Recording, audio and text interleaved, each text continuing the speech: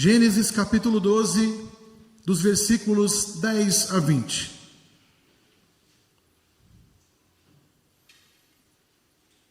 Falaremos sobre como confiar, como devemos confiar em Deus em tempos de crise. Diz assim o texto bíblico: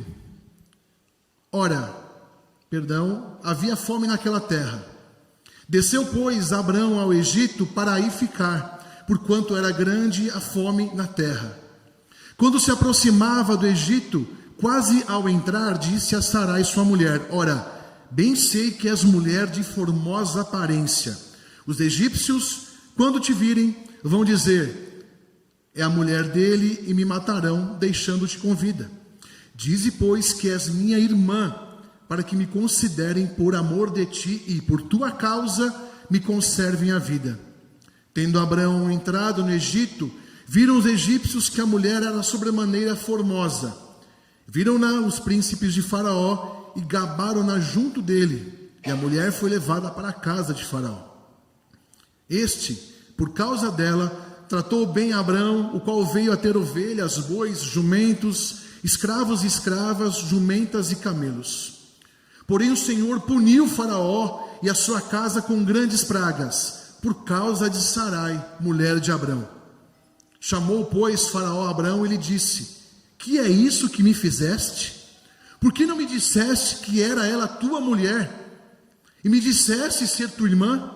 Por isso, a tomei para ser minha mulher. Agora, pois, eis a tua mulher, toma e vai-te. E Faraó deu ordens aos seus homens a respeito dele, e acompanharam-no a ele, a sua mulher e a tudo que possuía. Oremos. Ó Santo Deus, nós dependemos totalmente do Senhor para entendermos esse texto, dependemos da sua santa iluminação aos nossos corações. Seja conosco, nos ajudando na compreensão do texto bíblico, e que isso se encaixe em nossas vidas diárias, no dia a dia da vida, para que possamos crescer na fé, que o Senhor nos santifique através dessa palavra, e que o nosso coração também seja transbordado de esperança para a glória do teu santo nome. E assim nós oramos, gratos ao Senhor por esse dia, em nome de Jesus. Amém. Irmãos, como eu disse no começo, como devemos confiar em Deus em tempos de crise? Nós vivemos em uma época de crise, época marcada por incertezas, crises e também escassez, não é verdade? Diante de tantos desafios na vida, nós somos tentados a confiar em nossos próprios recursos e planos, ao invés de depender da orientação do Senhor.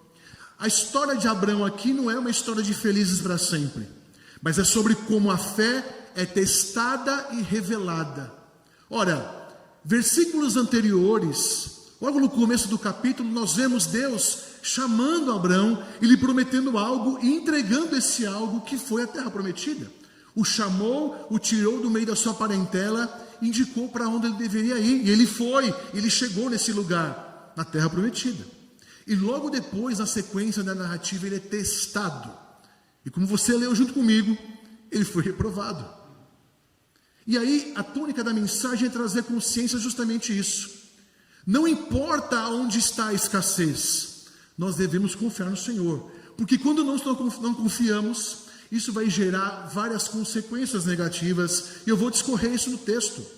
Então ele foi chamado, recebeu promessa, mas precisou confiar, mesmo sem ver o cumprimento imediato de algumas promessas. E isso para nós é extremamente difícil. Então, diante de um cenário onde a fome frequentemente assolava aquela terra e levava vários patriarcas a migrarem para o Egito, onde o Nilo, pela sua abundância, garantia ali um sustento, Abrão desce ao Egito. Movido pelo medo, escolhe a mentira como estratégia. Olha como a falta de confiança vai piorando a coisa. Então, confiar aqui no Egito simboliza depender de recursos humanos em vez de confiar em Deus. E essa história vai nos ensinar justamente a confiar no Senhor, mesmo quando nós falhamos, como Abraão falhou. Então, com esse pano de fundo, eu quero explorar aqui e trazer 3 verdades sobre esse texto, que vão nos ajudar a entender como nós devemos confiar em Deus em tempos de crise. Mas antes, trazer que as crises elas vão revelar no nosso coração a verdadeira fonte da nossa confiança. Quando a crise aparece, ela vai mostrar em quem de fato eu confio na minha vida. Então, diante da fome, e aqui entenda que a fome foi uma fome severa, e Abraão tinha de fato uma decisão motivada por uma decisão legítima, né? Afinal, é uma fome. Na concepção dele, eu vou morrer de fome. A sua intenção é legítima, mas deveria consultar ao Senhor. Então, cuidado, porque as boas intenções, muitas vezes, não convencem ao Senhor. A vontade dele é soberana sobre a nossa vida, assim como foi na vida desse homem. Então, o primeiro ponto, a primeira lição que eu destaco, eu encontro eles nos versículos 10 a 13. Eu vou ler novamente.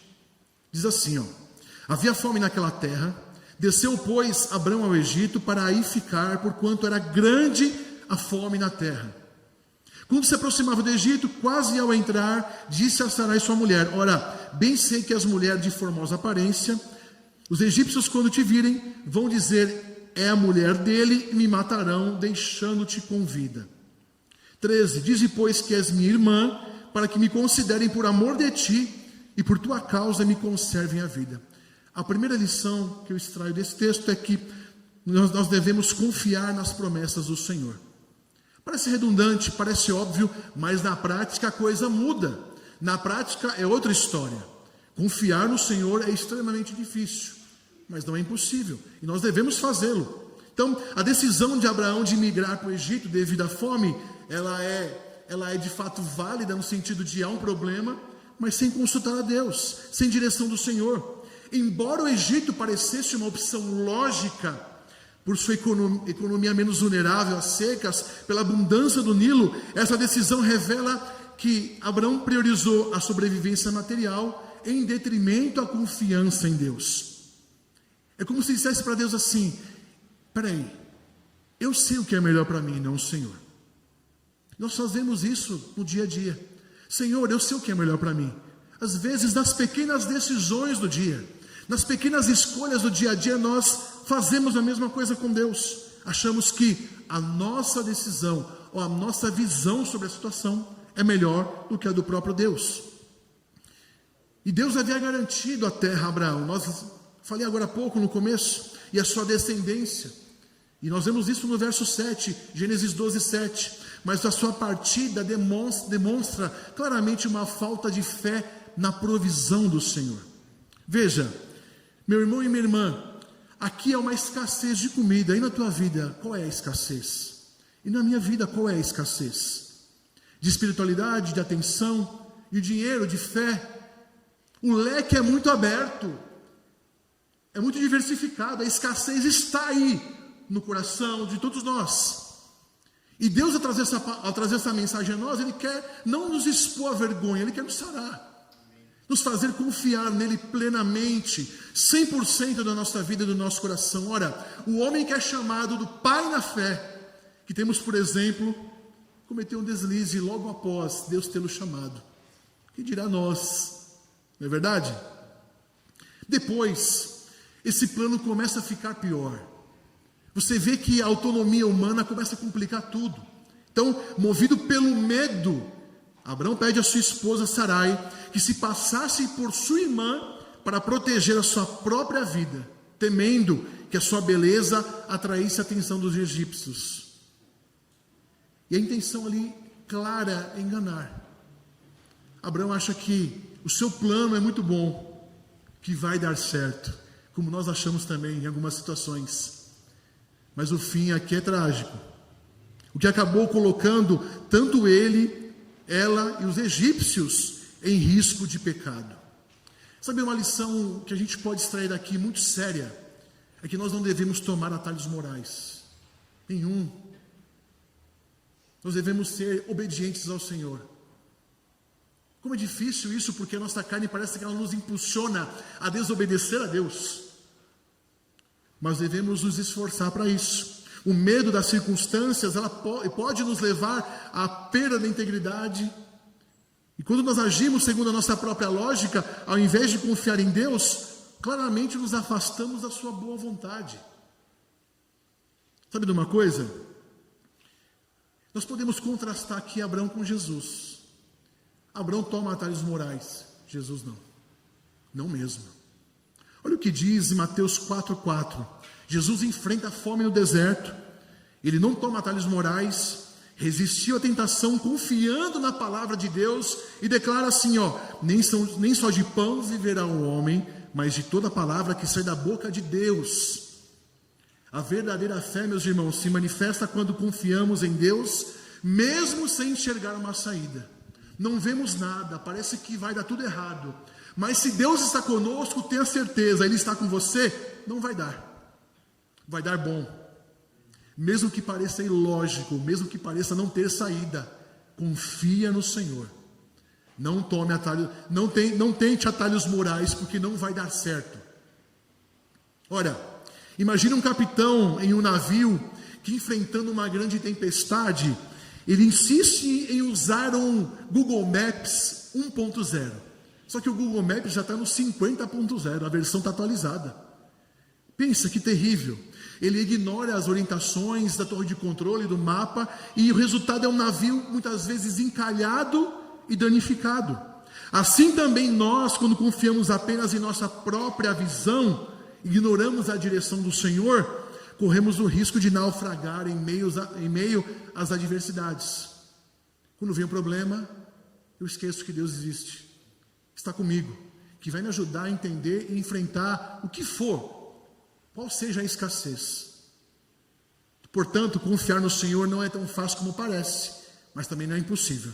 E Ele nos chama a isso. Chamou Abraão a confiança e também nos chama essa confiança. Então, confie nas promessas do Senhor. Olhe para Cristo, por quê? Porque Cristo sempre confiou no Pai.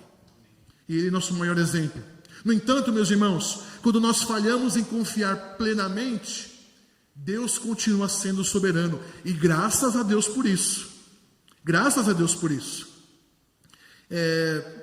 A história de Abraão aqui nos mostra que, apesar das suas falhas, Deus age para proteger Sarai e garantir o cumprimento do seu plano. Olha que maravilha, isso nos leva à segunda verdade desse texto. Nós encontramos entre os versículos 14 e 17. Olha o que diz.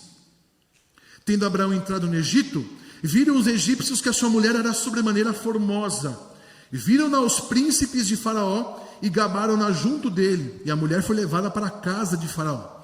Este, por causa dela, tratou bem Abraão, o qual veio a ter ovelhas, bois, jumentos, escravos e escravas, jumentas e camelos. O 17. Porém o Senhor puniu Faraó e sua casa com grandes pragas, por causa de Sarai, mulher de Abraão.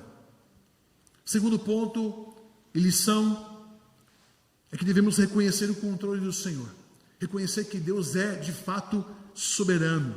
Que nossa vida não é um barquinho à deriva no mar, e não é mesmo. Ele já escreveu o nosso destino, a nossa história. E vivemos a sua vontade. Graças a Deus por isso. Porque senão Abraão ia perder a sua esposa. E Deus aqui está cuidando do remanescente, porque é dessa mulher que virá o remanescente de Israel. E Deus está cuidando, é nisso que Deus é fiel. Deus é fiel à sua promessa feita a nós, nesse aspecto. Deus não é fiel aos meus caprichos, e Deus também não é fiel aos meus sonhos. Pelo contrário, muitos deles apontam para o meu próprio bel prazer, para o meu coração. Deus é fiel à sua palavra, à sua promessa entregue a nós. E é isso que Ele está exercendo nesse texto, a sua fidelidade à sua promessa. Então, inicialmente o plano de Abraão funciona. Os egípcios percebem a beleza de Sarai, a recebem, mas a situação complica quando ele a toma para si. E por que eu digo isso? Porque se tomar para si, dá uma ideia ligeira de que ele a tomaria de fato como a sua esposa. E aí Abraão ficaria a ver navios. Ora, desobedeceu a Deus, saiu da terra prometida e ia perder a sua varoa. O que de pior ainda tem para acontecer com ele? Outra coisa interessante que o texto vai nos explicar é sobre esse aparente benefício material que Abraão ganha. Não é verdade? Faraó presenteia ele com riquezas para obter a sua suposta irmã. E aí é um desdobramento inesperado, mas Deus, ele faz nascer o bem do mal. Interessante isso, porque ele é abençoado, né? Em enganar, dando a ideia de que o engano traz benefícios, não traz de jeito nenhum. Deus, ele vai agir de uma forma tão soberana que na situação que parece ser sem saída, ele trará uma saída. Então, enquanto Abraão entregou sua esposa para salvar a si mesmo, lembre-se que o nosso Cristo fez o oposto. Jesus entregou a sua vida pela sua noiva, a sua igreja. Efésios 5:25 diz isso. É por isso que esse Abraão aponta para um Cristo no sentido de esse Abraão imperfeito aponta para o Cristo perfeito. Aponta para aquele que é um exemplo perfeito de confiança, de humildade e de conhecer a soberania de Deus. Ora, o próprio Cristo, Deus encarnado, submeteu e obedeceu ao seu próprio Pai. Maravilha isso. Deus resgata então Sarai e age contra Faraó, enviando as pragas à sua casa. O texto diz isso como um sinal de desagrado. Da mesma forma, Cristo veio resgatar a igreja. Do quê? Das nossas próprias escolhas erradas. Esse texto também aponta para nós, quando nós escolhemos de maneira equivocada, e só Deus para nos livrar, como livrou Abraão. Ele também nos livra nos dias de hoje. Nos livra das más decisões. Graças a Deus por isso. Sarai representa aqui, como eu falei, a linhagem da promessa. Então preservá-la para Deus é essencial, porque a chegada do Messias dependia disso. E Deus a protege soberanamente, antecipando a proteção da linhagem que vai depois culminar em Cristo. Meus irmãos, uma aplicação muito válida nesse ponto para as nossas vidas é que as situações de crise que Deus nos faz passar são oportunidades para nós realinharmos os nossos caminhos. É como se fosse Deus nos chacoalhando e nos chamando a atenção e muitas vezes nos deixando caminhar e ver até onde vai, para no final puxar a cordinha e falar: opa, você não está entendendo onde você vai cair ali? O que você vai gerar com tudo isso? Então muitas vezes são oportunidades para realinharmos os nossos caminhos com Deus. Mesmo diante dessas falhas humanas, Ele continua um Deus fiel aos seus planos e propósitos. E graças a Deus por todas as vezes que Deus nos repreende, porque Ele repreende aquele a quem ama. Ele nos ama. Nos ama tanto que enviou o seu Filho. Então, pense comigo, o maestro que está regendo a orquestra, e alguns músicos, eles tocam fora do compasso. Quem é músico sabe que isso é um terror para o ouvido do músico, não é verdade? É terrível isso. E o maestro sabiamente usa a sua batuta para ajustar e harmonizar a performance da sua banda.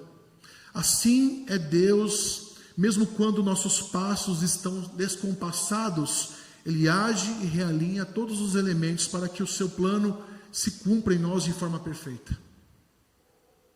A sua batuta é a sua palavra, que vem nos chamando a atenção, nos colocando no compasso divino. E a gente assim volta a caminhar conforme Ele nos quer. Então, segunda lição, reconheça que Deus está no controle. Descanse na soberania de Cristo. Descanse de fato. Se os dias são maus, saiba que Deus está contigo. Se são de extrema alegria, Deus também está contigo. Na escassez de muitas coisas da vida, Deus é com você. E quando está sobejando tudo na vida, Deus também é com você. E graças a Deus por isso, cuidado de Deus diário para conosco. Porém, a fidelidade de Deus não depende da nossa perfeição, e graças a Deus por isso, mas do seu compromisso em cumprir suas promessas. Então, a ação de Deus aqui, a ação divina na vida de Abraão, ensina uma verdade essencial. Aprendemos a confiar na providência divina, não apenas no momento de triunfo, mas também em meio às consequências das nossas falhas. É bem doloroso isso, porque isso nos humilha, nos faz ver e entender que nós devemos nos humilhar e reconhecer o nosso erro. Isso nos leva à terceira e última lição, ou verdade desse texto, que engloba dos versos 18 a 20. Vamos ler? Chamou, pois, Faraó Abrão e lhe disse: que é isso que me fizeste? Por que não me disseste que era ela tua mulher? Me disseste ser tua irmã? Por isso a tomei para ser a minha mulher. Agora, pois, eis a tua mulher, toma e vai-te. E Faraó deu ordens aos seus homens a respeito dele, e acompanharam-no a ele e a sua mulher e tudo que possuía. A terceira verdade é que nós precisamos depender da providência do Senhor. Depender de fato. Faraó repreende Abraão não por questões éticas, mas por tê-lo colocado em perigo. Ele trouxe perigo sobre ele. Por isso que Faraó repreende Abraão. Não porque ele ofereceu ou mentiu, pelo contrário. Mas porque Deus enviou pragas e ele sabia que isso era um reflexo de algo que Abraão havia feito. Então com isso ele é deportado. Provavelmente, o texto não diz se ele aceitou ou não e respondeu ou não à repreensão de Faraó. Talvez tenha reconhecido sua culpa. Talvez não sabemos. Só que essas consequências aí, elas ensinaram uma lição bem dolorosa a este homem. Isso nos ensina que confiar em planos próprios, sem buscar a direção de Deus, pode resultar em perdas e rupturas. Ora, imagine como seria a vida de Abraão sem a sua esposa. Se Deus não fosse soberano, se Deus estivesse escrevendo a história conforme ela acontece, acabaria aqui. Jesus não viria, tudo ia por água abaixo. Graças a Deus, não é assim. Ele é soberano, não é verdade? A expulsão de Abraão do Egito, meus irmãos, revela o alto custo de depender apenas da própria astúcia, lembrando que a intenção dele era enganar. No entanto, mais uma vez, mesmo diante de erros e fracassos, Deus continua fiel, oferecendo a nós também, assim como ofereceu a esse homem, uma nova oportunidade de arrependimento e de aprender com ele. Ele foi testado, a Bíblia o chama de pai da fé, não é verdade? Enquanto Abraão tentou se proteger às custas de Sarai, devemos lembrar que Cristo se entregou pela igreja. A cruz nos ensina que a maior segurança não está em depender completamente de Deus. Como eu falei, esse texto, ele aponta para alguém perfeito, o Abraão imperfeito. Assim como Adão, o representante federativo da humanidade, foi imperfeito, mas Cristo nos representou naquela cruz de forma perfeita, única, para sempre. Certa vez, meus irmãos, um jardineiro, ao ver o seu jardim murchar, ele, por não seguir algumas técnicas corretas, ele decide consultar um mestre jardineiro. E aí, com as orientações adequadas, o seu jardim começa a florescer de uma forma abundante.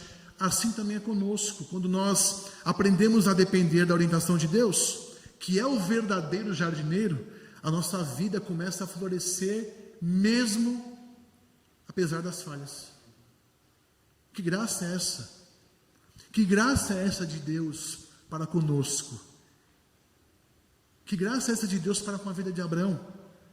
Numa desobediência, ele acabou de ser abençoado, ser tirado de uma terra e colocado numa terra abençoada. Ele acabou de ver Deus trabalhando e já no passo seguinte, ele tropeça. E nós ficamos abismados ao ver ele fazendo isso. Mas se nós nos colocarmos no lugar dele, você vai ver que essa é a nossa história. Incrível, né? Eu deveria ficar abismado com a minha própria vida e vendo quantas vezes eu não consulto a Deus. E estou colhendo, talvez, a consequência do meu erro. E Deus está falando assim, você vai passar por isso para aprender, com o tempo, a confiar plenamente em mim.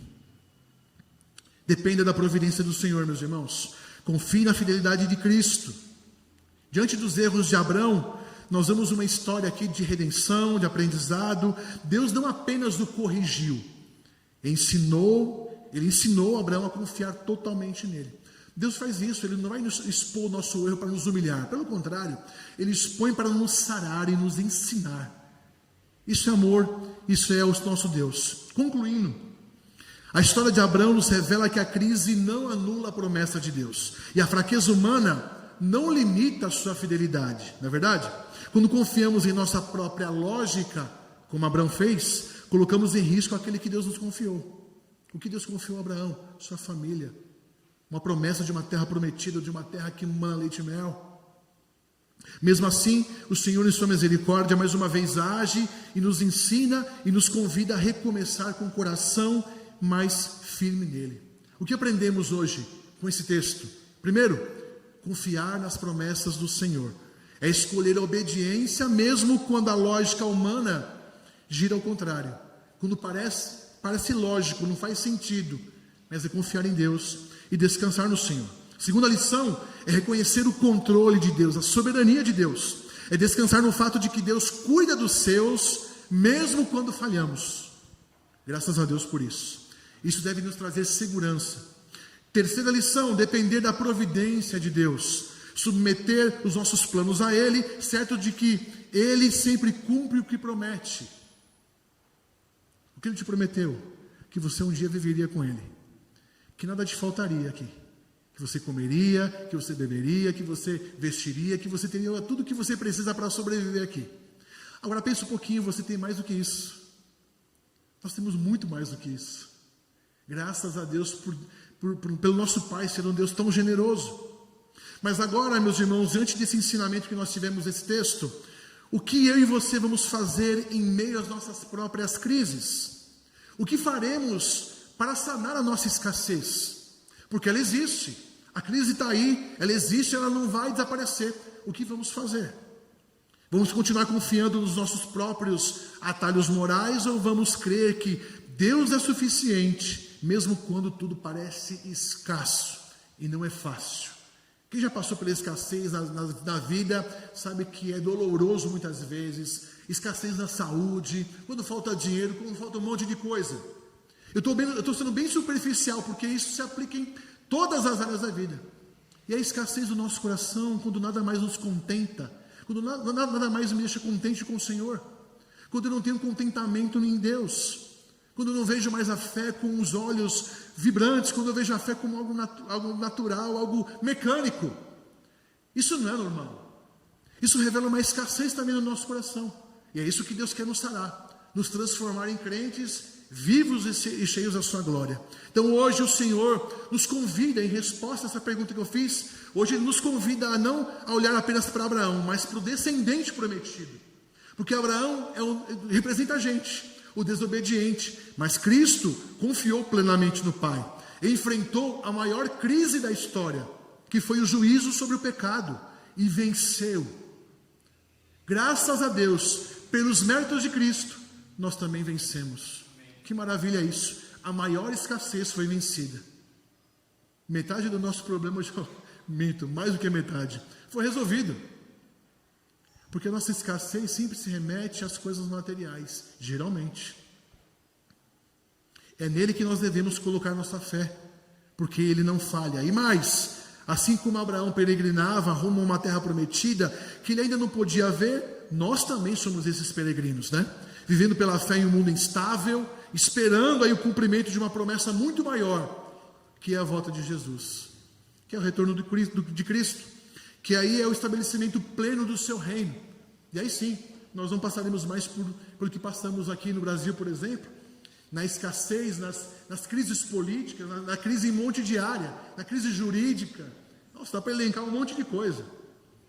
Nós devemos esperar este reino, o que a Bíblia chama de reino incorruptível. Que maravilha! Onde não haverá mais injustiça, onde o que haverá vai ser alegria e alegria plena. Já pensou um pouco nisso? Já pensou que esse texto aponta para algo que é muito maior do que a própria história, a micro-história de Abraão? De uma esperança de um reino que para sempre será de alegria, de abundância, de contentamento no Senhor. Irmãos, quando a crise vier, e ela virá, lembre-se que este mundo não é o seu lar, nem meu.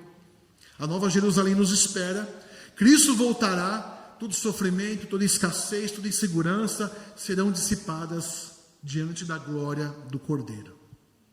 Portanto, confie nas promessas do Senhor, olhando para Jesus. Reconheça o controle do Senhor, descansando em Jesus. E dependa da providência do Senhor, caminhando com Jesus. Amém? Deus te abençoe grandemente.